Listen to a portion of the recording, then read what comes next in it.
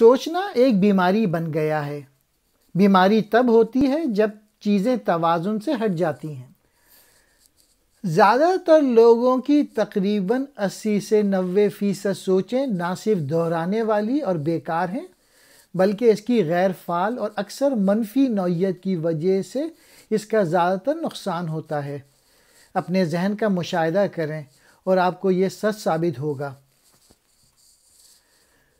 موجودہ لمحہ آزادی کی کلید ہے، لیکن جب تک آپ اپنے دماغ میں موجود ہیں، سوچے جا رہے ہیں، آپ کو موجودہ لمحہ نہیں مل سکتا۔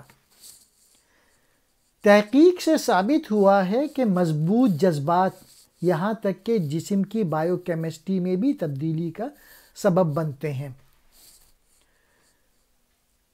آپ اپنے آپ سے پوچھنے کی عادت بنائیں، اس وقت میرے اندر، میرے ذہن میں کیا چل رہا ہے؟ جذبات کے لغوی معنی ہیں پریشانی۔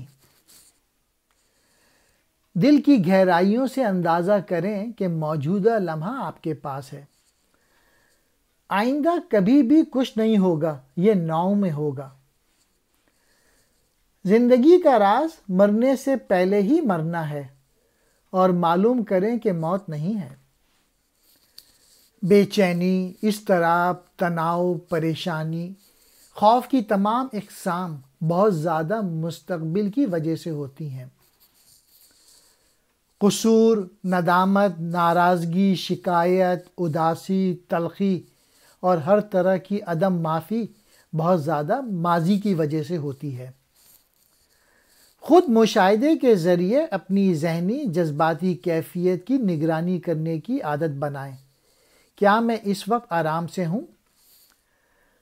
حقیقت یہ ہے کہ آپ جس چیز کی مخالفت کر رہے ہیں، آپ موجودہ لمحے کو دشمن بنا رہے ہیں۔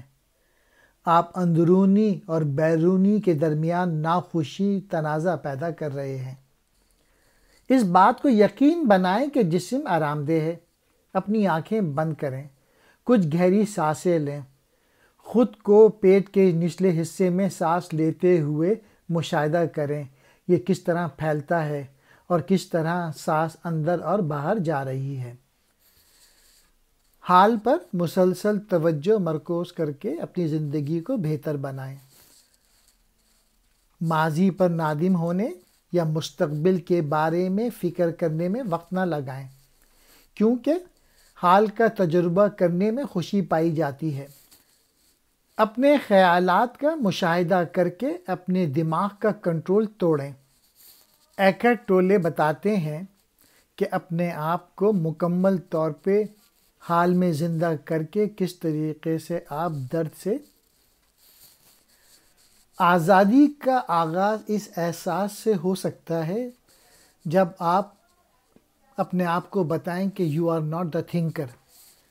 خوشخبری یہ ہے کہ آپ اپنے دماغ سے خود کو آزاد کر سکتے ہیں۔ یہی واحد حقیقی آزادی ہے۔ ذہن ایک عمدہ آلہ ہے اگر صحیح طریقے سے استعمال کیا جائے۔ غلط استعمال کیا جاتا ہے، یہ بہت تباہ کن ہو جاتا ہے۔